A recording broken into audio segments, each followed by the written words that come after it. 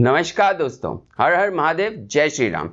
जी हाँ दोस्तों, आज से 6 महीने पहले मेरा ट्विटर अकाउंट को सस्पेंड कर दिया गया था। अरे मेरा छोड़ो, मेरे तो गिन चुन के 700 के करीब फॉलोअर्स थे, पर कई सारे बड़े राइट विंगर्स के अकाउंट्स भी सस्पेंड किए गए हैं, क्योंकि ट्विटर जो लेफ्ट लीनिंग है उसे राइट विंगर्स के फ्रीडम ऑफ स्पीच पसंद नहीं है, सिर्फ इसीलिए कि उन लोगों ने लेफ्टिस्टों को जवाब देना सीख लिया है। तो भैया, ट्विटर पर Taliban, dictators of the world, जो लोग हिंदूज और इजराइल के एलिमिनेशन की बात करते हैं, हिंदुओं का मजाक बनाते हैं, जो पंडितों और ब्राह्मणों को दिन रात गाली देते हैं, उन सब के ट्विटर पर अकाउंट्स एक्टिव हैं। पर यूएस के सिटिंग प्रेसिडेंट ट्रंप का अकाउंट ट्विटर ने सस्पेंड कर दिया है। इल्जाम है कि ट्रंप ने कैपिटल बिल्डिंग पर हमले के प्रोत्साहित किया था। ट्विटर के हिसाब से ट्रंप ने अगर इलेक्शंस को रिग्ड होने की बात की है तो वो गलत है और इसके वजह से और हिंसा हो सकती है यूएस में, इसलिए ट्रंप का अकाउंट परमानेंटली सस्पेंड कर दिया गया है। इनफैक्ट यहां पर इंडिया में अगर अपोजिशन ईवीएम हैकिंग की बात दिन रात ट्विटर पर लिखे तो सब चलता है, तब ट्विटर इंडिया कहीं गहरी नींद में सो जाता है। पैरेलर नाम का एक ऐप था जो कि अल्टरनेट मीडियम था ट्रंप की so called freedom of speech का, जिस पर ज्यादातर राइट विंग की आवाज बुलंद होती थी।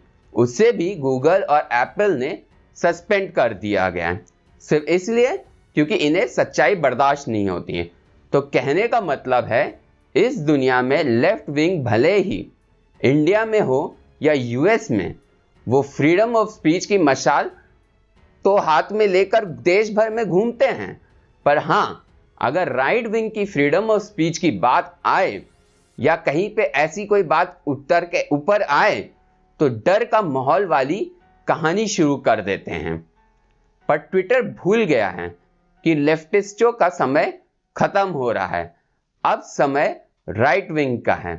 बिडेन को यहां पर ब्राउनी पॉइंट जरूर मिल जाएंगे, पर ट्विटर को स्टॉक लॉस होने के चांसेस अब बहुत बढ़ चुके हैं, तो अब ये मोनोपोली काम नहीं आएगी। ट्विटर को यूएस ही नहीं, एशियन मार्केट से भी बहुत करारा झटका झेलना पड़ सकता है। कितना, ये अभी अनप्रेडिक्टेबल है, पर इस स्टेप ने ट्विटर के लेफ्ट लीनिंग इंक्लिनेशन के एक्सपोज कर दिया है और अब राइट विंग और ज्यादा उभर के सामने आएगा। साथ ही साथ जो एक्चुअल न्यूट्रल कंस्ट्रक्टिव लिबरल्स हैं, वो भी इस स्टेप को कभी सपोर्ट नहीं करेंगे और हमेशा इसके अगेंस्ट ही दिखेंगे। ताजुब की बात तो यह है कि 6000 ट्वीट्स पर सेकेंड, 3,60,000 ट्वीट्स पर minute, 200 million tweets per day, इनमें से ट्विटर को यह पता चल जाता है कि कौन सच बोल रहा है और कौन झूठ। रिसेंटली अमित मालविया ने बताया था कि ये वायरल फोटो जो राहुल गांधी ने शेयर की है वो झूठी है, क्योंकि वीडियो में क्लियरली दिख रहा है कि पुलिस वाले ने डंडा सरदार जी पर नहीं चलाया था, उसने हवा में डंडा घुमाया था। तो मालविया के इस ट्वीट को मैनिपुलेटेड ट्वीट फ्लैग कर दिया ट्विटर ने। पर वहीं प्रियंका गांधी ने फेक न्यूज़ फैलाई कि बीजेपी मोदी जी ने अडानी को इंडियन रेलवेज बेच दिया है, उसे ट्विटर ने मैनिपुलेटेड ट्वीट फ्लैग नहीं किया था। इसी तरह कांग्रेसियों ने कई सारे फेक न्यूज़ फैलाई है, पर उसे कभी मैनिपुलेटेड ट्वीट नहीं कहा गया। सीए प्रोटेस्ट के समय स्वरा भास्कर और भी कई सारे ब्लू टिक सेलिब्रिटीज ने लोगों को सड़क पर आकर प्रोटेस्ट करने को कहा था, तब ट्विटर ने, इंडिया ने इनके खिलाफ कोई कार्रवाई नहीं की थी। एक वीडियो जिसमें सो कॉल्ड किसान मोदी जी को ठोकने की बात कर रहा था, इंदिरा जैसे, उस पर कितना सेंसरशिप हुआ। इनफैक्ट कई लोगों ने उस वीडियो को ग्लोरीफाई भी किया और उनके अकाउंट्स कभी सस्पेंड हुए ही नहीं।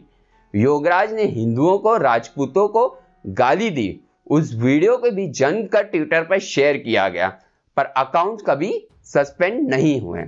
इनफैक्ट तालिबान का एक्टिव अकाउंट दिन रात अफगान फोर्सेस के खिलाफ ट्वीट करता है और अनगिनत फेक अकाउंट्स बने हैं इस फार्मर प्रोटेस्ट के समय, जो मोदी जी, बीजेपी, संघ हिंदूज को दिन रात गाली दे रहे हैं, पर यहां ट्विटर आंख मूंद कर सो रहा है। पहले ही इन प्लेटफॉर्म्स द्वारा लोगों की निजी जानकारी एडवर्टाइजिंग कंपनीज को बेचने के आरोप लगते रहे हैं और अब इस तरह से खुलकर अकाउंट सस्पेंड करने से ट्विटर के डबल स्टैंडर्ड्स सामने आ गए हैं। सबसे बड़ी बात है कि आज ये ट्रंप के साथ हुआ है, कल कोई और सेनेटर के साथ भी हो सकता है, और अगर ऐसा यूएस में हो सकता है तो फिर दूसरे देश, खास करके इंडिया में ऐसा कभी भी हो सकता है फ्यूचर में। इस बात को ही तेजस्वी सूर्या ने बोला था कि ट्विटर जिस तरीके से राइट विंग के अकाउंट सस्पेंड कर रहा है, शैडो बैन कर रहा है, 2024 में इंडियन इलेक्शंस के समय इनका बहुत बड़ा रोल माना जाना चाहिए। इन जैसे प्लेटफॉर्म्स बहुत ज़्यादा मैनिपुलेशंस कर सकते हैं। इन बिग टेक्स की मोनोपोली को ख़त्म करने का समय आ गया है और ये काम सिर्फ एनडीए गवर्नमेंट कर सकती है। नई टेक्नोलॉजी पर इन्वेस्ट करें और नया सोशल मीडिया प्लेटफॉर्म को तैयार करना चाहिए और उसे प्रमोट भी करना चाहिए। इंडियन अकाउंट जिस तेजी से सस्पेंड किए जा रहे हैं उस पर कड़ी कार्रवाई होनी चाहिए। मोदी सरकार द्वारा सेंसरिंग ऑफ कॉमन अकाउंट्स पर सख्त कार्रवाई हो, सख्त रेगुलेशंस इंपोज करना चाहिए और ट्विटर जैसे बिग जायंट्स को इनके लिए अकाउंटेबल बनाना जरूरी हो गया है। इंडिया में इंटरनेट की रीच तेजी से फैल रही है। आज भले ही ट्विटर पे बहुत सारे इंडियंस नहीं हैं या उनके अकाउंट्स नहीं हैं, पर आने वाले समय में चांसेस काफ़ी हाई हैं और ऐसे में डंडा करना बहुत ज़रूरी बन जाता है ताकि पारदर्शिता हमेशा बनी रहे। हम चाइना द्वारा कॉपी किए गए ऐप्स का मजाक बनाते हैं, पर उसमें कोई गलत बात नहीं है। क्यों? अगर सैमसंग कुछ फीचर्स के साथ एक मोबाइल लॉन्च करता है, उसके बाद कोई और ब्रांड उन्हीं फीचर्स के साथ सस्ते में कोई और मोबाइल लॉन्च करता है, तो इसमें गलत क्या है? क्यों हम सैमसंग को मोनोपोली करने दें? चाइना की गलती यह है कि वो अपने लोगों को चॉइस का ऑप्शन नहीं देता है, उन्हें चाइनीज वर्जन ही यूज करना पड़ता है। ठीक इसी तरह इंडिया को इन जायंट्स के ऑल्टरनेटिव एप्स को प्रमोट करना चाहिए, पर हाँ, फ्रीडम ऑफ सिलेक्शन हमेशा रहना चाहिए, उसको कभी ब्रीच नहीं करना चाहिए इंडियन गवर्नमेंट द्वारा। इसमें मोदी सरकार को आगे आकर लोकल प्लेटफॉर्म्स को एनकरेज करना होगा और इसमें सबसे ज़्यादा ज़रूरी है इन्वेस्टमेंट। हमें अपना रुपए कार्ड निकाला, जिसके बाद वीज़ा और मास्टर कार्ड की लॉस हुई। ऐसे हालात हुए कि ट्रंप तक को इंडिया के अगेंस्ट बोलना पड़ा, क्योंकि वीज़ा और मास्टर कार्ड से अमेरिका की इकोनॉमी पर काफ़ी असर होता है। जब हम ऐसा कर सकते हैं तो लोकल प्लेटफॉर्म्स को प्रमोट क्यों नहीं कर सकते हैं? भीम ऐप इस वक्त का सबसे सही ऑप्शन है। गवर्नमेंट को इसका स्टेक होल्डर नहीं बनना है, पर हाँ, मेक श्योर करना है कि इंडियंस ज़्यादा से ज़्यादा इस भीम ऐप का इस्तेमाल करें। दोस्तों, गवर्नमेंट को इन बिग टेक्स को रेगुलेट करना होगा। इनको रेगुलेट करना चाहिए, ना कि ये बिग टेक्स गवर्नमेंट को रेगुलेट करें।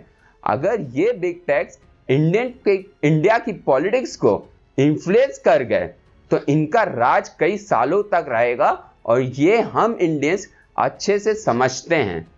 गधी राजदरबारी मीडिया के इस ही political inclination towards Gandhi family resulted in scams of lakhs of crore in India, जिसकी भरपाई अभी भी हम 2050 तक करते रहेंगे।